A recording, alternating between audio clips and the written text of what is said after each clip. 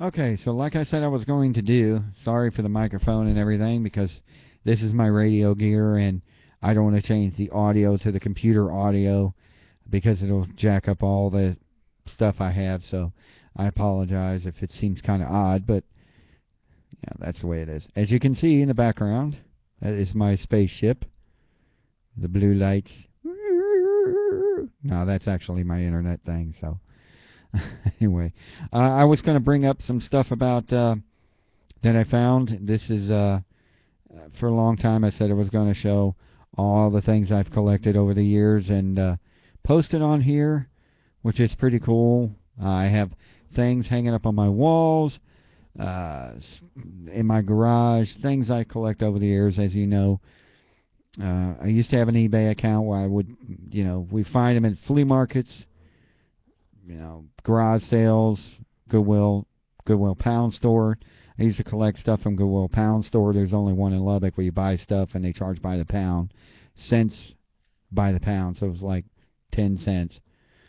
But I found like a bunch of sunglasses one time in their cases, very expensive sunglasses, and I sold them for like $50 a piece on eBay. But that was a long time ago when I had an eBay account and selling on eBay, and I don't do that anymore because I was spending more money than I was collecting, so it's not worth it. But for the most part, everything I've gotten, I've saved that I really wanted to keep.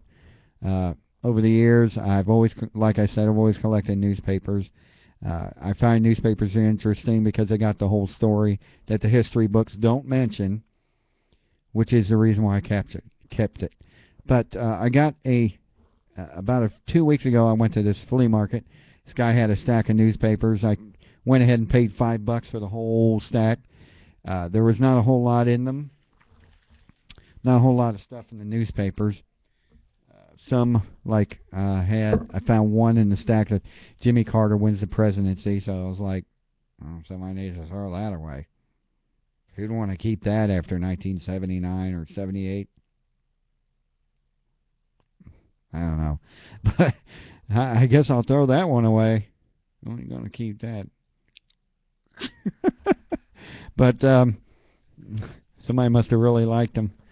But anyway, I found some cool stuff. I went through some of the newspapers pretty fast, and I found some cool stuff. Reason why I kept it and bought the whole stack for $5. I didn't go through everything, but I did finally go through them a few days later after I bought them. But one of them, the reason I wanted to keep it and buy them is one thing I found. If you look at it and see the date, find the date. It is July 1st, 1969.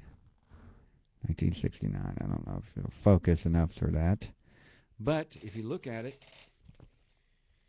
footprints on the moon. When the landing on the moon is. It's got a whole bunch of stuff about the moon landing and everything on there. It's when they first walked on the moon. And I'm probably going to frame it, hang it on my wall like all the other ones I got. I got the tragedy over Texas, the one with the space shuttle uh, crashed over Texas. I might just hang this up along because I got two things that are pretty negative. 9/11 newspaper I still have and in memory, memorial and tragedy over Texas that I kept. I got tons of newspapers over the years that I've collected. They're in my garage, plastic bags. One of them is Millennium newspaper that I got. It's still wrapped and sealed. 2000, January 1st, 2000. It covers actually everything over the last 100 years or so, maybe longer. I don't know. I haven't checked the entire newspaper, but I don't know. I just thought it was cool. But anyway, Dallas Morning News, and I didn't open it, so Dallas Times-Herald went out of business years ago, so that's kind of cool because it doesn't exist anymore. Sanger Harris, if you can see that upside down, Sanger Harris doesn't exist. But not anymore, I don't think. But you go through these newspapers and you find some pretty interesting stuff and stories you didn't know because history books don't tell you everything. They pretty much give you there's a bunch of news in here that gives you stories on what happened. That's the first walk on the moon. Nixon salutes their great feat. But in the stack of newspapers I thought was interesting, I found this hidden gem here, kind of a gem. If you can figure out what that is, figure out who that is. Who that is there? That's Governor Connolly. And it says slain officer. Slain officer gives his all. Lieutenant Governor standby basis. Governor's wife tells of bullets. And I was going through this and I was like, oh, cool. As you can see, it is the date. We can figure it out on here. November 23rd, 1963. And for those of you that don't know what that is, let me find it. Oswald charged. That's right.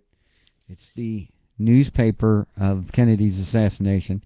This was the next day, so actually they, no internet and stuff like that, so it was kind of written the same day as the assassination for the next newspaper, overnight, whatever. But what I did find interesting in here that the history books didn't mention, I thought was weird, says Connolly wanted president to call off trip to Texas. How odd is that? This was the same day. And what was really interesting also about this is it says police heard no rumors of plot to kill president. Bookseller freed from smut charged. Shock, anger, prayer, coast-to-coast reaction. The president is dead. What I find interesting is how can they get the coast-to-coast reaction if it's the same day that quickly? There's no internet, so that's just odd. I don't know. Maybe it is, maybe it isn't. But it says police listening to posts not once picked up a whisper that an effort would be made to kill the president. Neither did the FBI nor the U.S. Secret Service, said Police Chief Jesse Curry. Certainly if we had heard any suspicious report, it would have been checked out, but we received none, Curry said. And it's real interesting that all of a sudden the newspaper on the same day, the night over, has said the police listening post not since picked up any whisper that the president was going to be killed. Neither did the FBI, the U.S. Secret Service, or the police chief. I thought it was really odd that all of a sudden they got the answers of, they said, we didn't hear anything. All of a sudden, out of nowhere, this happens. So I thought that was kind of odd. But anyway, it's cool to have. This I'm probably not going to hang up because it's not the front page. It was like hidden in there. But it's got the reaction in Baltimore, reaction in Boston. Weird. They got the reactions all of a sudden. Senator Edward Kennedy, the stock market reaction, all that, and here was just the same day. And already got the reactions all over the world. Maybe they called different newspapers on the phone. I don't know. It's just odd. It is a little weird on that one. This I found at a yard sale. Now, as you know, I'm from Ohio, from Cincinnati. Most people know my show. I had a yard sale here in town, or found a yard sale here in town. And I thought it was really strange because I found two Ohio bottles. Ohio State Buckeyes. I think it's 1970, 69, somewhere around there. I found out the Ohio anniversary or whatever, and it has the presidents that of the United States that were from Ohio. But one of them I thought was interesting that somebody had, so I kept it. It's an original Pepsi bottle. Those old, long bottles of actual big ones. Now the 16-ounce bottles and the 20-ounce bottles are all plastic and everything and all that. But it was Bicentennial July 4th, 1976 commemorative bottle. And I thought it was cool because it is a Cincinnati Reds 1975 World Champions bicentennial bottle. 1975 bicentennial, July 4th, 1976 commemorative bottle. This was before they won the second World Series. It was in between the first and the second. So that is like totally awesome. And on the back, it has how many games they won that year. 108 wins, 54 losses. Los Angeles Dodgers, 88-74. San Francisco, San Diego, Atlanta, and Houston. As you notice, Houston's still on the bottom.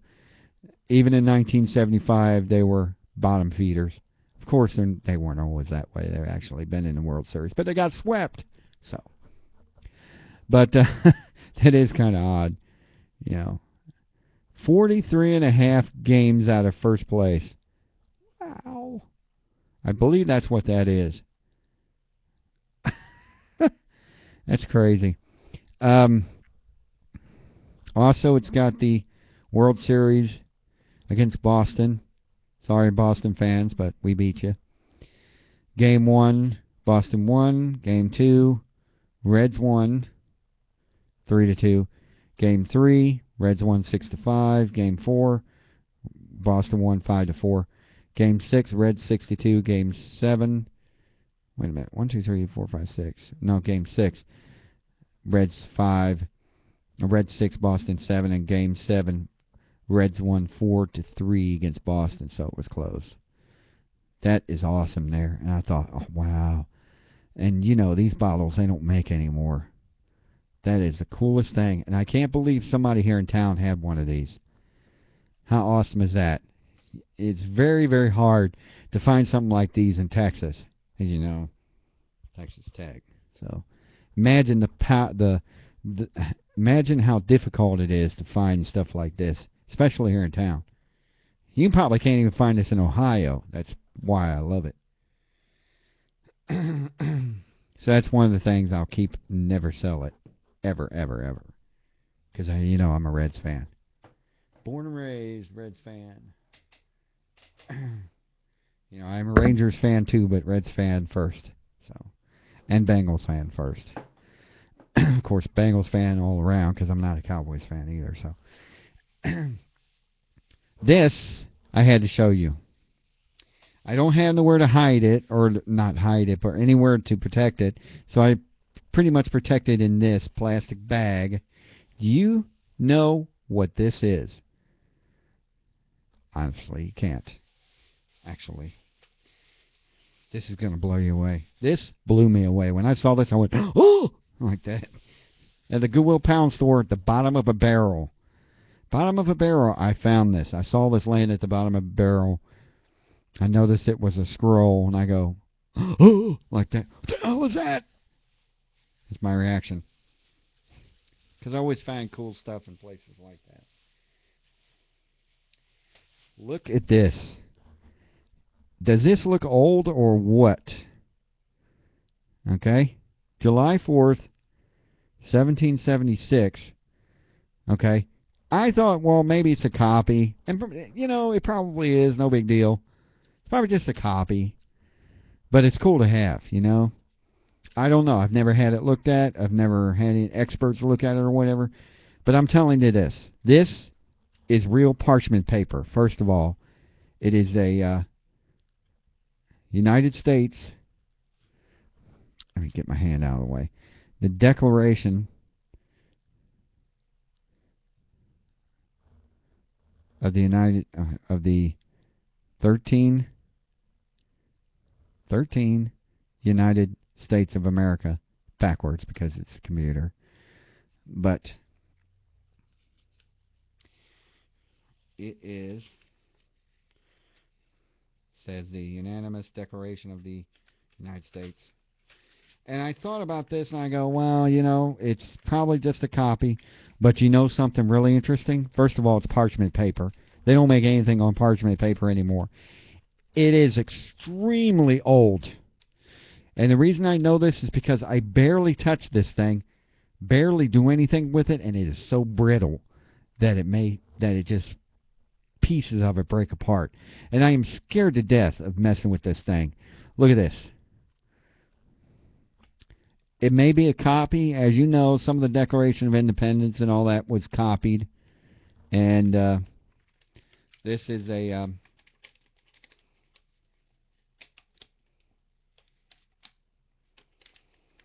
it's just copied. Could be a copy, whatever. But it's so brittle, it falls apart. But the interesting thing about this is I went on the internet and looked this up. You know, these words and stuff like this, and the names, and, you know, some of the names are scribbled out and all that. And it looks like it's copied, whatever. You know, some of it's been copied. They've been all over the world, I heard, looking for copies. Because the copies disappeared. The copies that were made in the 1700s.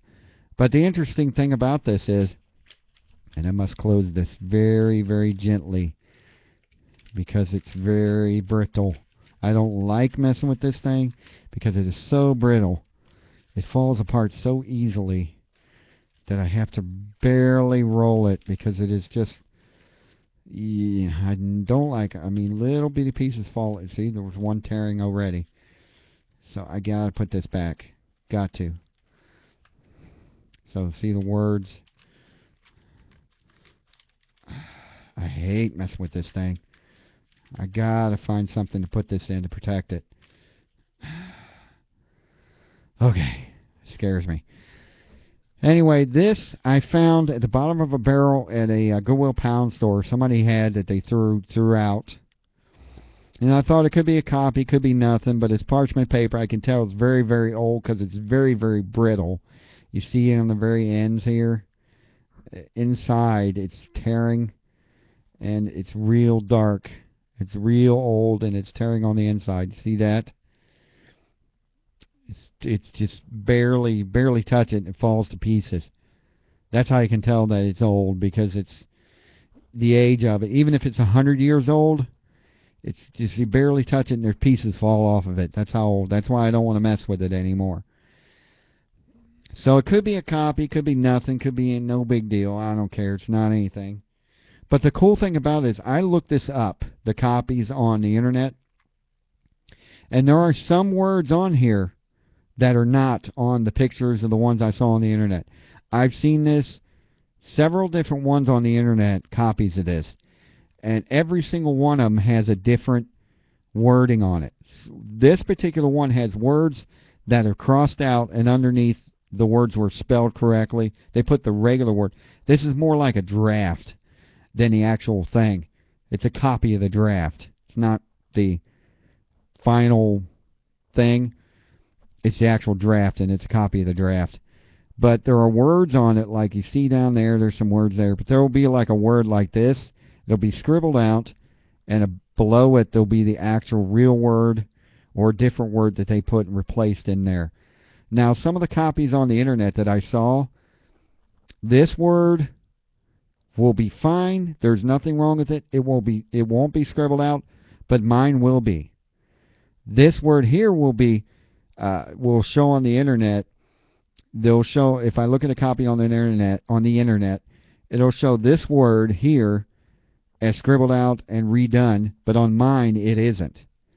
So that's what sets mine apart from all the others. I have not found one on the internet that's exactly like this. Not one. Because some of the words on here that are found to be corrected are not on any other copies that I've seen, which makes this stand out differently than the ones I have noticed. Could be that maybe I haven't seen the one that's like this yet, but how many drafts do you think they made in 1776? I don't know. I have no clue. I have no clue anything about this stuff. It could be just somebody was playing with paper, parchment paper, and did this. I don't know, but I can tell you this. It may be 1700s. It may be 1800s.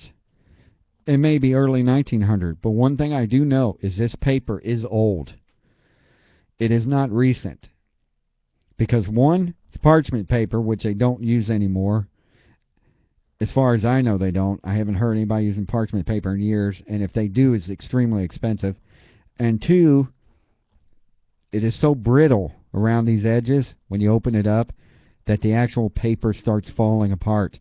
That's how you can tell the age of paper. Let me put it back before I lose it, and I'll show you how. Show you what I mean. Just put this back so I won't destroy it. I gotta find. I'm just putting this paper so it won't get air in it. That's why I put it in the plastic bag. If anybody knows anything about it or knows somebody that can look at it from like a college professor or an antique dealer or anybody that has experience, I'm talking about people that have experience in this knowledge, please let me know because I ain't been able to figure it out yet. And I've had that since about 2005, 2006, mate. No, I'd say 2004 because I moved back here in 2006 and I found that in Lubbock. So, age. Now, we're saying about age. If you look at this newspaper here, all paper does this years later. If you look at this newspaper, you see how the edges are brittle. When they're really, really old, they start getting brown and brittle. If you look at that, it's falling apart on the edge because it's old, brittle, and this is just 1963. It's still intact. It's still good, but that's just 1963. You seen how brown and old that particular thing is that I found. This is 1963. That one there was extremely dark brown, and you barely touch it, and it starts falling off like confetti. So I'm scared to death of using it. I have to put it away and hide it and make sure nothing else lands on top of it or moves around with it or crashes into it or anything like that because I'm afraid I'm going to break something. It could be nothing, whatever. I still don't want it to fall apart. I still wanted to protect it. And if it's worth nothing, which it probably isn't worth anything anyway, it's probably nothing. What I want to do is I want to open it, put it in a glass case or something to that effect, and maybe frame it and give it to Irene because she's a teacher and she could probably put it in her classroom and all that because it's a cool piece to have just to show around in a classroom for kids. If it's not, and if it's actually something, oh, you need to do something about that, people start freaking out, then I want to be able to find a place to put that where it won't be damaged. Because you never know. You never know about things nowadays. People, I mean, what about that guy years ago that found a treasure map in the back of a painting? It was like a pirate ship map that showed you where gold treasure was. And he got offers $100,000, $200,000, $1 million.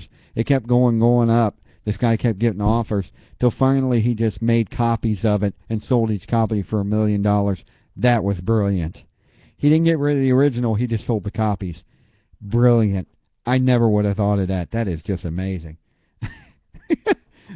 That was a brilliant idea. So anyway, that's kind of interesting. So that's just 3 of the things that I found. I got so many of them, it's not even funny. So that I'm going to keep making these videos and showing you and talking about it on my show and everything. And hope you listen. It's the Night Breed Show. Friday nights, 9 Central, Jackalope Radio, jackalope105fm.com. Click Listen Live. There are other cool shows on there and archives and everything if you want to listen to it. Plus the Mike Goat Together Show, which is me. Thursday night, 10 Central. You can listen to it, and sometimes we talk about things like this. Hope you enjoyed it, and hope you look at it and you say to yourself, that is just awesome. And maybe you'll say to yourself, well, that sucks. I got one of those. Everybody I know has a 1975 Reds bottle. Who cares? Anyway. But anyway, it's cool history. I love history. I love collecting things like that because it was actually in the hands of people that were around at the time. You know, how many people the day of the assassination had those newspapers in their hand, or the man who walked on the moon, probably the guy that had the newspaper in his garage for years. Or, you know, how many hands did this bottle pass through? Imagine if that Declaration of Independence or whatever it is, I'm not even sure what it is still, how many hands that went through if that's from the 1700s. How many hands that's been passed through. But anyway, it's cool. And everyone that's touched these things has a story in their life, has been through a full life or been through life, and everyone has a story, and each piece has a story to tell, and each part of history, each object has a story to tell, and I find that fascinating, and that's why I love to do this. So anyway, check out the show, check out my videos. I'll post more later, some of the other cool things that I found, and I'll let you know. So I appreciate everybody checking out the video, and see ya.